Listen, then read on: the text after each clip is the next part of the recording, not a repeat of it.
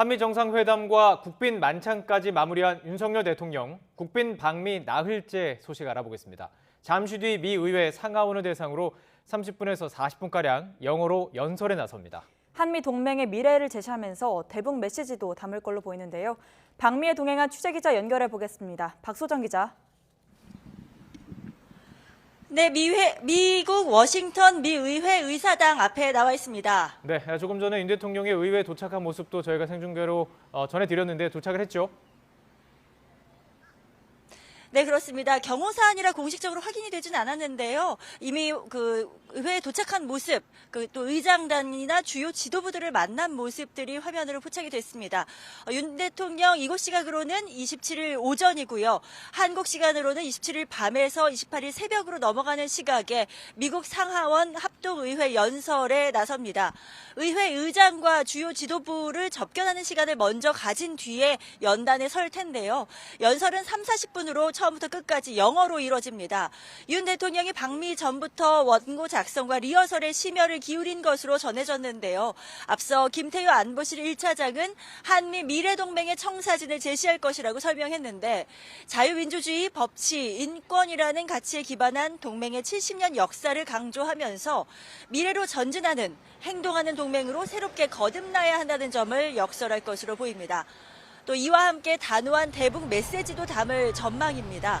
윤 대통령 취임 이후 북한의 도발이 잦아지고 거세졌는데요.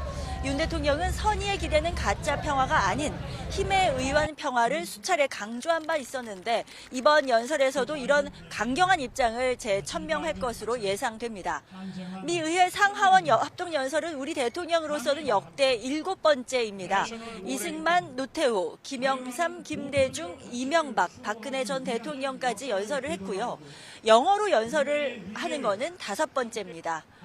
윤 대통령 연설 이후에 해리스 미국 부통령 내외와 블링컨 국무부 장관이 주최하는 국빈 오찬에 참석하고 또 이후 자리를 이동해서 미군 수뇌부로부터 정세 브리핑을 받을 예정입니다. 이곳 시각으로 오후에는 글로벌 영상 콘텐츠 리더십 포럼에 참석해 한미 간 문화적 협력 비전을 제시합니다. 그리고 나서 이후에 보스턴으로 넘어갑니다. 네, 또 하루 전인 방미 사흘째 날의 국빈 만찬도 있었는데요. 또 늦게까지 이어졌다고요? 그렇습니다. 한미 정상회담과 공동회견을 마친 뒤 이곳 시각으로 저녁 7시부터 백악관에서 바이든 대통령 부부가 주재한 국빈 만찬이 열렸죠. 한미 양국 내빈 200여 명이 참석한 가운데 행사는 3시간 30분 동안 이어졌는데요. 식사 이후 기념 공연에서 미국 뮤지컬 가수들이 브로드웨이 공연을 선보인 뒤 앙콜곡으로 윤 대통령의 학창시절 애창곡인 돈 맥클린의 아메리칸 파이를 선곡했는데요. 이에 윤 대통령이 박수를 크게 보내자 질 바이든 여사가 노래 요청을 했고 윤 대통령은 즉석에서 마이크를 잡고 노래를 불러서 기립박수를 받았습니다. 잠시 들어볼까요? A long, long time ago, the music died.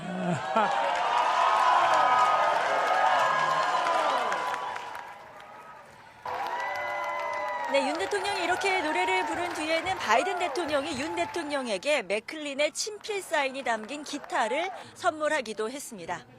이와 함께 김건희 여사가 북한에 억류됐다가 풀려난 직후 숨진 미국인 대학생 고 오토 원비어의 어머니 등을 만난 이야기도 전해졌습니다.